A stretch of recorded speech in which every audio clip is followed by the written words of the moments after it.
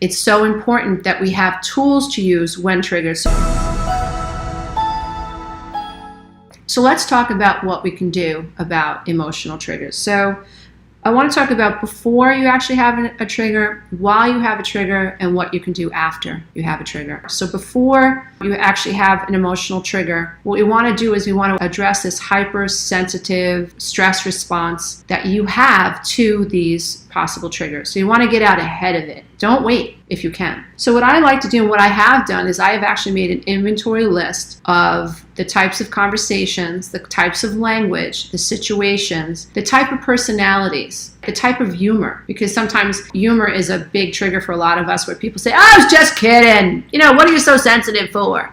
So, I definitely have phrases that I am more sensitive to than maybe someone else. And so I've made a list. I've made an inventory list of the types of things that trigger me. Then what you want to do is you want to ask yourself, why does that phrase bother me? Where did that phrase come from? When did I first hear it? What does it remind me of? What do I think my ego was trying to protect me from? What was happening on the level of my ego when I was triggered, or when I do get triggered by that comment, by that conversation, by that type of word or that situation. So get out ahead of it. When you get out ahead of it, what you're doing is you're actually helping yourself desensitize yourself to the trigger, and it will help you in the future. Just having the observation of it will allow you to reduce the flood of adrenaline, the flood of cortisol that happens. You actually get out ahead of the trigger, and it works phenomenally. So the more you know what triggers you, the more you make an inventory list so that you're prepared, the better you are to be able to handle the flood of emotions that show up and chemicals that show up that tend to take over your body while in the middle of an emotional trigger. So let's talk about what we can do while we're in the trigger. Let's remember what a trigger is. A trigger is a natural response to a perceived threat in the environment. Now that threat could be valid, like to our bodily harm, or it could be an emotional threat where we're being triggered and we're feeling like we're not good enough, for instance, right? Which so many of us and so many of you who subscribe to this channel deal with daily. I don't feel good enough. So when we're put into a situation where I don't feel good enough is triggered, we can go right into this automatic response or fight or flight. And it's so important that we have tools to use when triggered. So what I like to do when I'm triggered, I feel like my brain is almost on fire with these hormones. And my heart feels like it's beating out of my chest. And I start to feel a little lightheaded. So now that I know that, and I'm like, okay, that's a symptom. So what happens is I have this awareness of what's happening in my body, but my body is still experiencing those symptoms because my body is like a machine in a way. So the certain chemical has been outputted hormonally. If I pay attention, what will happen is my breathing will return to normal, my heart will start to slow down, and I will feel better in a short amount of time. When we take awareness out of the picture, we are the trigger. We are the experience. There is no separation. We are one with these emotions, and we have absolutely no control. And then we're opening up all these pockets of pain to past experiences, and before we know it, we are reacting like we did when we were in the prior experience that created the trigger in the first place. And we don't want that, because that's reactivity, and that's not living, and that's not abundance. That's not creative. Life, source, and love, and everything spiritual is creative. It's about a creative energy. It's about creating something new. And triggers keep us stuck in the past. And so overcoming our triggers and becoming aware of our triggers can help us tap into the creative power and live abundant lives. And so the first thing you want to do is orient yourself to time and space. Because when we're triggered, we're literally pulled back in time. And we are experiencing in the now, our body, what we experienced in the past. We don't want that. We want creative energy. We want flow.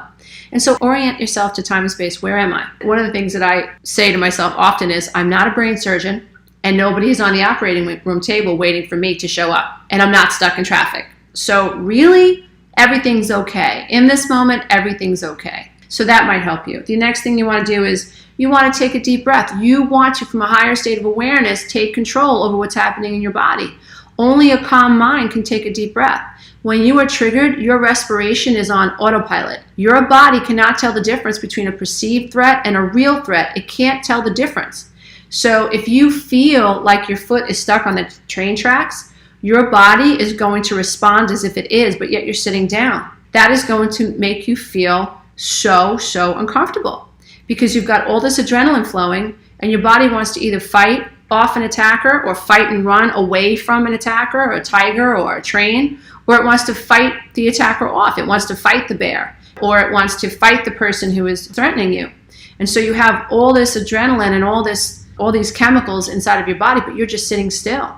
So it doesn't even make sense on a neurological or biochemical level. Like what's happening is not natural. We're supposed to run or fight and then return to a normal state of homeostasis rather quickly. Human beings are not designed to sustain these heightened states of stress. And that's why we develop chronic illnesses, and that's why we suffer from depression, and that's why we get stuck in so many negative thought patterns and reactions and reactivity, because we're not designed to stay in heightened states of threat. We're not designed to live our lives feeling threatened all the time. And so that's why it's so important that we learn to talk ourselves down, take a deep breath, orient ourselves to time and space. And I also like to blow out forcefully. Like I literally, I just collapse my chest. I want to get whatever's blocking me out, so try that also. Get up and move your hands, rub your hands together, shake them out, move the joints in your body. Do not let energy to get blocked. That's what you do if you're in the middle of a trigger.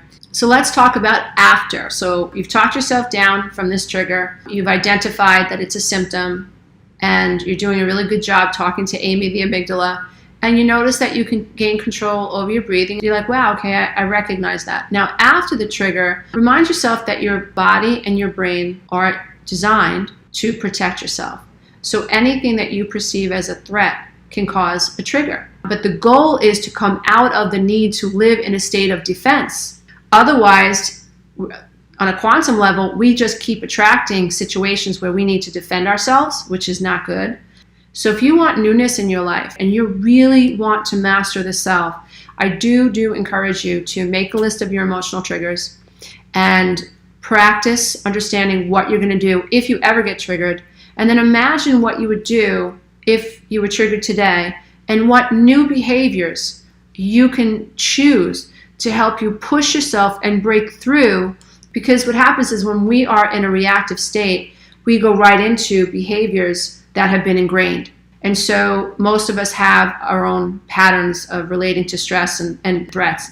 And what we want to do is we want to break those cycles so that we can gain control over our emotions and we're no longer stuck. We have to understand that gaining control over that which hijacks our ability to stay in control is definitely part of the equation. So thanks so much for watching, and if you haven't done so already, please consider subscribing to the channel. And if you want to get notified of when I create another video, just click the bell. Namaste everybody. Until next time, I'm bowing to the love and the light that is absolutely in you.